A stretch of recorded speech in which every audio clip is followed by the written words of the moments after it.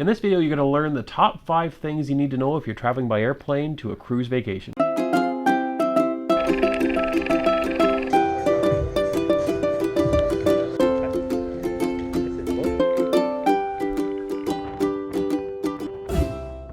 So we are going to give you our top 5 tips, and we are going to save the most important one for last, so stay tuned to the end to find out what we think is the most important thing to consider when traveling by aircraft to a cruise. So number 1 is the packing. So when it comes to packing, I find there's 2 types of travelers. So those that have a backpack and everything they need in the world somehow fits in a backpack. And there's people like us where we've got carry-ons, we've got checked luggage, we do the whole thing. So, depends on how you cruise and how you travel, but we go the more difficult route, I guess you'd say. I've got so much electronics, computer gear, camera gear, as you can imagine, that I got a back full of gear that I don't want to check. So that's my first challenge. Right. And then I have cosmetics that to go on a cruise, I can't bring the little bottles of conditioner that you're allowed to travel on your carry-on. I need a big bottle to make it through. So things like that. So we always do check luggage. Yep.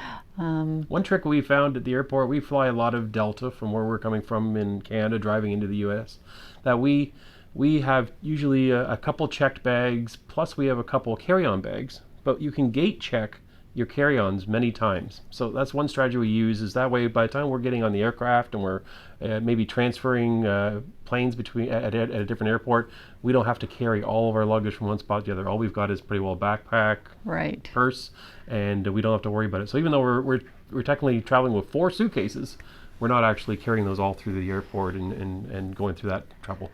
And one of the biggest tricks in packing when you're traveling with a couple like we are, we learned the hard way through my family, was to put a little bit of each other's clothes in each suitcase. Yep. My parents went and flew from Canada to Florida for a transatlantic cruise, and my dad's suitcase never arrived.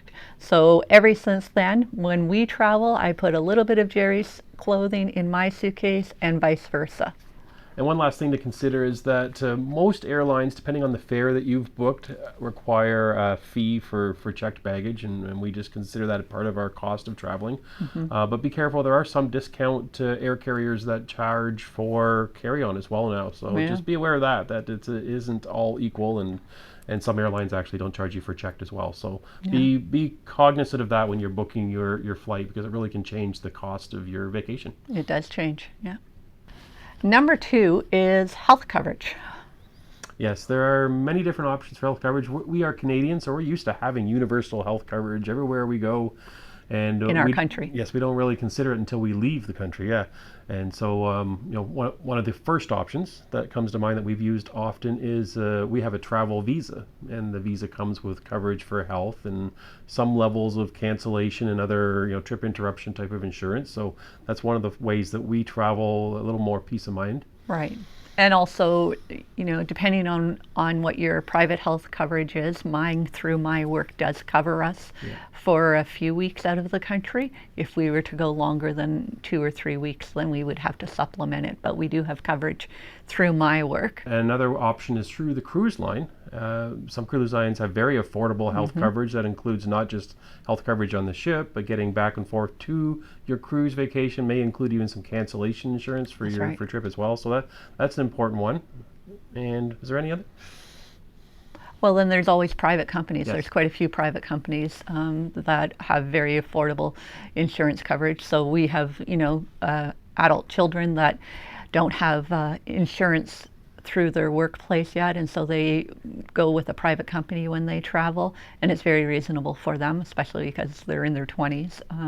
So that's all dependent on you personally, and there's usually a health questionnaire, but it's usually a very reasonable, good option. Yeah, but one thing for sure, definitely consider health coverage. You don't want your dream cruise vacation to be interrupted by something unexpected and find yourself in a bad spot. So definitely keep that in mind and make sure you're covered when you go on your cruise. So number 3 is the cost of your flight. That is a big factor for us. When we're adding up what it's going to cost to go on a cruise, we have to consider what it's going to cost for the flight. Yes. A lot of times if you get a deal on a cruise, your flight actually may cost more than the cruise itself. So that's a big factor for us folks having to fly in for a cruise. Absolutely. Over the years, we've often been very envious of people we've met on the cruise that have been able to just drive to the port Yeah. Yeah, it's yeah, for sure. And there is some people that can fly and drive. You know, some people that live with us in Canada, they can drive to Seattle, they can drive to Boston, they can drive to ports. We have never driven to a port, so we've always had to fly in, and so cost is a big concern. And it might surprise you to see the difference between different airports in cost. You may price out a cruise that's $300 more expensive, but the flights are half as much to get there, and it's all kind of a wash. So when I pull out my big spreadsheet, And he has one. I have the spreadsheets for cruising. Trust me, that I have it all added up based on the flight cost, what the cruise cost is, and even any perks in there that kind of may offset and maybe even travel to the port. And we'll get into that as one of our future tips here. But yeah, it all adds up. So definitely look at the cost of your flight. A good example is in Florida. There's different airports that you can often. We have cruised out of Fort Lauderdale, for example, and flown into Jacksonville because it was that much cheaper to get a rental car and drive to Fort Lauderdale. Crazy, so, but we've done it. It depends on what you're comfortable with, of course. You may want to fly right to the destination city, but even going out of Miami, you could fly into Fort Lauderdale or you could fly into Miami Airport. And often for us out of Canada, it's cheaper to fly into Fort Lauderdale than going on a cruise out of Miami. So definitely cost of flight, factor that in. Don't think of that as just, okay, now we have to get onto the cruise. Before you choose your cruise, you might want to consider what it's going to cost to get there. Yes. Sure. Number 4 is fly the day before your cruise. For sure. We've done it where we've flown in the same day as the cruise, but it is a lot of stress hoping all the pieces fall in place and you get to your destination airport hopefully by noon to get on that ship the same day, and it's a stressful way to start your vacation. It really is. And that's one thing to say, maybe test those waters in August if you're going, but for the most part, we're flying in the winter months, and there's so many possibilities of being delayed by your flight, and we have had it happen a number of times that we have missed our original flight due to weather, mechanical errors, all kinds of things. And if we hadn't have built in that buffer between when we were departing to when we were supposed to be getting on our cruise ship, we would have never made it. Yeah, we had one cruise where we were told that because of snow that the flight was canceled outright. We were cruising the next day. We actually had to drive 7 hours to get to our second leg of our flight to get on a plane to get to our destination. Right. But because we booked the day before, even though it was stressful and there was a lot of panic that morning, we still made our cruise on time. So you have to give that buffer of time. It's very important to start your cruise off. You want to get there. That is the point. And then the other part of that is when you depart the cruise. So there's a lot of people that are trying to book that earliest flight the morning you get off the cruise, him being one of them that likes to do that. Again, that gives me a lot of panic because if we have a 10:30 flight, which we do right now, and we have to get off the cruise ship and transfer ourselves and our luggage to an airport, check in, and be boarding that early in the morning, there's a big possibility that you're not going to catch that flight. And so we have been on cruises where we have been delayed arriving at our final destination due to fog, weather, all kinds of things, medical emergencies. And so having a morning flight after your cruise, I should say, is often a very risky situation, one that for me just ruins the last day of the cruise. My policy is I'd rather spend hours sitting in an airport, and Jill can attest to this, that we often get to the airport hours before we need to be there.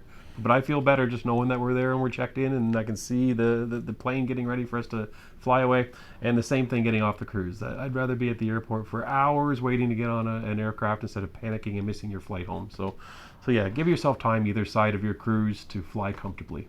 If you can. Okay, tip number 5, and I think the best one, the most important one that brings the entire cruise together and the flight and everything else is the arrangements to get from the airport to the port. And that also includes the piece of the hotel that you're going to need if you fly in the day before. Right. So you'd be amazed at the difference in arrangements from one port to another port as far as getting from the airport to the cruise port. Mm-hmm.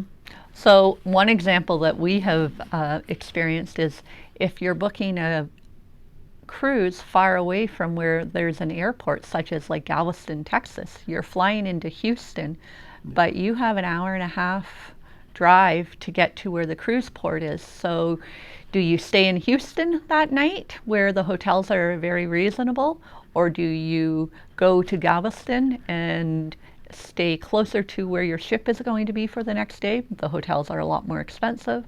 So these are the things you have to consider when you're looking at what port you're leaving from and what airport you're flying into. Yeah, we know now that there's some cruise ports that are there's a big additional cost to getting to the port.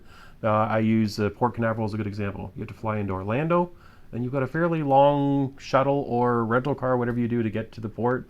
Again, Houston Galveston's another one, and then there's other ports. Fort Lauderdale, you can almost see the airport from the cruise ship. Right. You know, New Orleans is kind of in between. There's a bunch there in between. So you definitely have to factor in how much it's going to cost and how long it takes to get from the airport to the port. Then you have to factor in what are the costs of the hotels. Some cities are much more expensive than other cities for cruising. For sure. Yeah, we have done the same style of hotel in many cities, and it could be 3 times the price depending on one city compared to the other. Yeah, for sure, yeah. And you have to factor that in. Your hotel might be cheaper and your cost to get to the port might be higher, but it might be less than staying in a very expensive hotel right beside the cruise port when you fly in. So again, that's where I pull out the spreadsheet. You've got to be able to factor all this in when it comes to adding up all these different pieces. And when you figure it all out, you end up with the perfect vacation for the perfect price. And that's the goal, I think, for everybody. Right. So I hope you enjoyed our 5 tips for flying to a cruise vacation. And for me, all these different pieces are part of the experience. I love sitting on the couch with a computer and looking up the cruise prices and how much it costs to get there, what the hotels are, jam it into my spreadsheet and spit out the cruise vacation. I turn to Jill and I say, okay, we're going to Miami next February because this is the perfect combination of all these pieces coming together. So that's part of the fun for me. Yeah, it's not fun for me, so I'm happy that he likes to do it. But the fun part for me is definitely knowing that it's planned out and we have an agenda and we are going to get ready to have a fun time. Exactly, yeah, and it's well worth it. And as long as you plan things out, you'll have a fantastic experience and you'll do it for the right price. And that's the big thing for us. We've been able to cruise lots because we've tried to be effective in how we plan things out and be responsible with how we spend our money and make sure that it turns into a great vacation. Right. So thanks for watching, and if you haven't subscribed already, then certainly subscribe and check us out on Instagram as well. And until then, enjoy cruising. And take care, everybody. Stay safe. Bye.